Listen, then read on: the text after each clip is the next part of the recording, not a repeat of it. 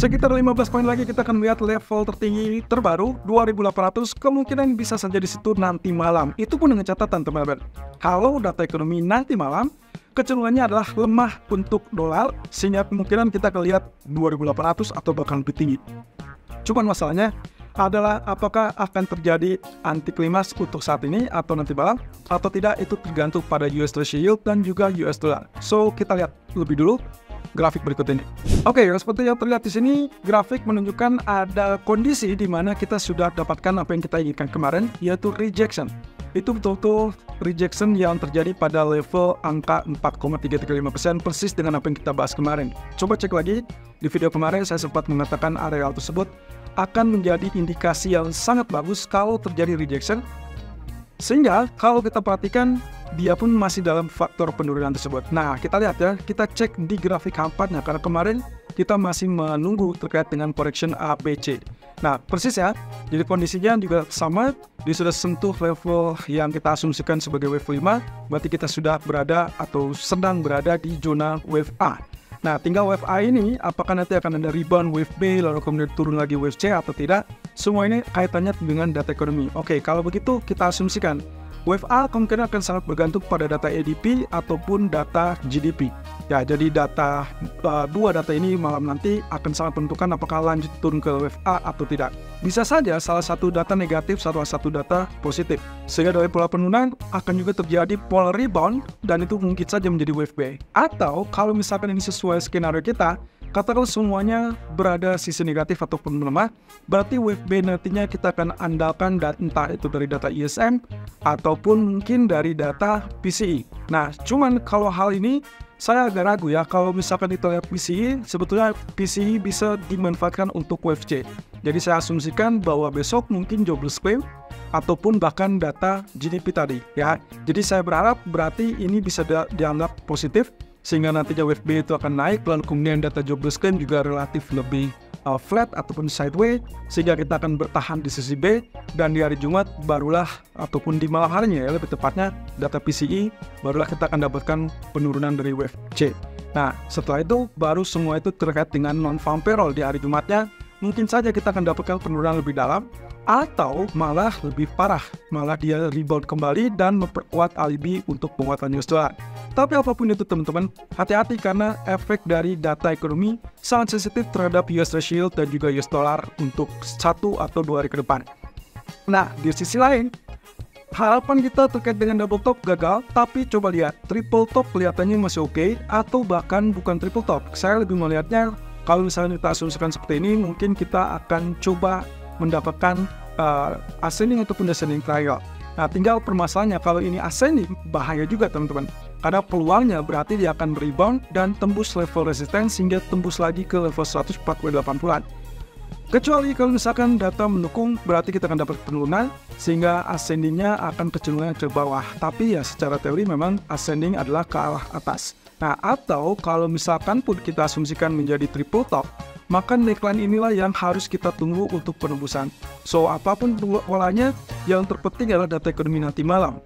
Bagaimana dia akan menggerakkan ataupun memberikan efek terhadap US dollar ataupun US Treasury Yield.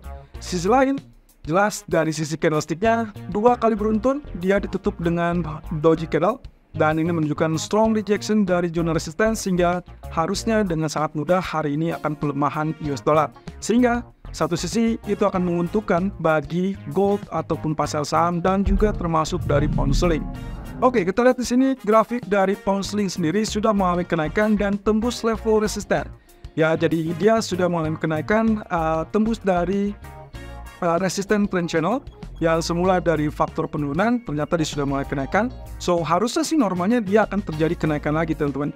Karena ingat, downtrend channel berarti menekan kepada harga tetap turun. Tapi begitu dia tembus resisten, berarti dia berubah trend, dan inilah yang harusnya terjadi. Jadi kenaikan ini sangat wajar dan memang sangat logis ya.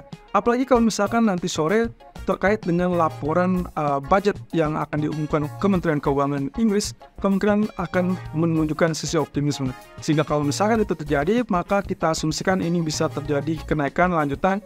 Mungkin 1.3100 itu adalah menjadi target utamanya. Tapi hati-hati di 1.3060-an karena bisa saja terjadi rejection kembali.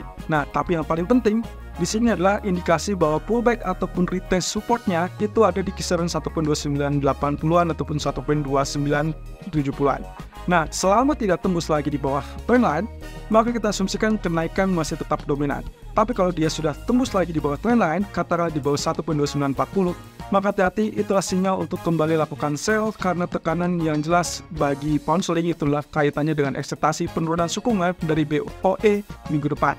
Nah, ini juga diperkuat untuk rebound yang akan terjadi untuk hari ini karena candlestick ataupun harga kemarin ditutup secara bullish. Nah, kembali dengan crude oil yang ternyata mengalami kesulitan untuk mengalami kenaikan, tapi juga sulit untuk mengalami penurunan. Jadi bisa dibilang dia stuck di level 6667. Oke, apa yang terjadi berikutnya? Kita punya gap di situ. Area gap inilah yang kemungkinan akan dikejar dan coba ditutup. Walaupun dengan catatan saya tidak terlalu yakin bahwa dia bisa sanggup untuk naik ke level 71. Paling banter saya perkirakan mungkin kita akan dapatkan equal di area ini, dari itu area 68.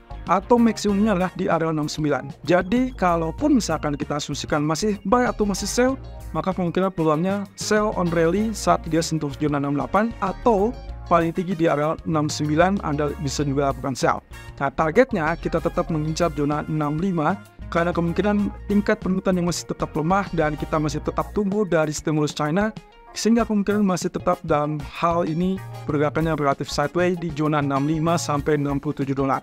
Saya belum menemukan alasan untuk dia kembali bangkit di atas 70 dolar, setidaknya untuk sementara waktu ya, karena kita masih punya beberapa agenda yang masih menjadi perhatian atau concern dari para pelaku pasar. Terakhir dari goldnya sendiri, jelas di sini candlestick ditutup dengan bullish sehingga kemungkinan potensi kenaikan masih ada dan peluang Fibonacci expansion 100% di grafik daily adalah 2800-an dan itu kurang lebih 2809 teman-teman.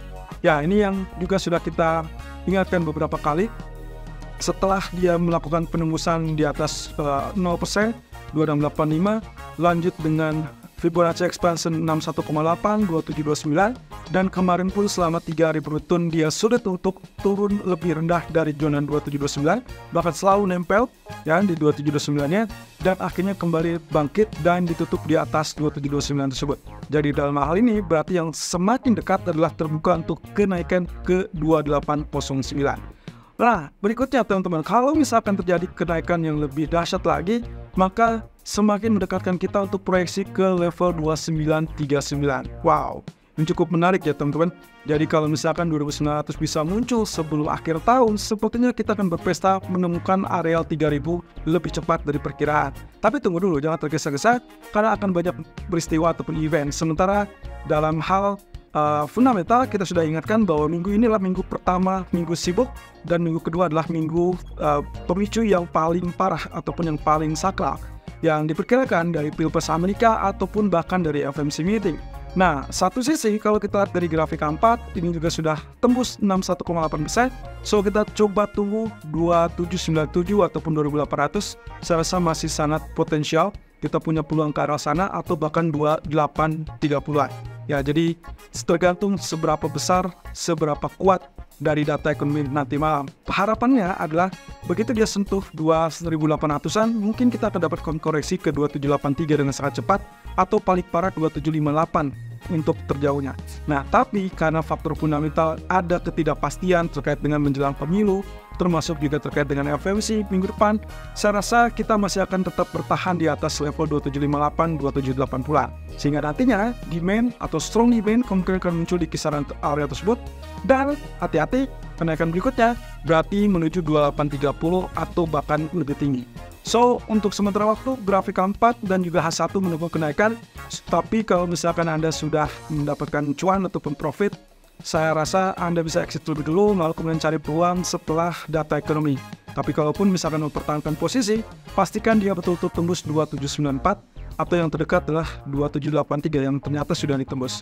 Nah, hati-hati kalau misalkan terjadi pembalikan, Anda boleh sell kalau atau hanya jika terjadi penembusan di bawah 2758. Bagi saya, areal ini akan menjadi areal strong support karena sebelumnya dia sempat menjadi all-time high area. Jadi kalau misalkan area aja sudah ditembus dan menciptakan tertinggi baru, maka ini akan menjadi support baru dan dianggapnya adalah support psikologis. Artinya, selama tidak terjadi penurunan di bawah 2758, maka tren utama masih tetap bullish.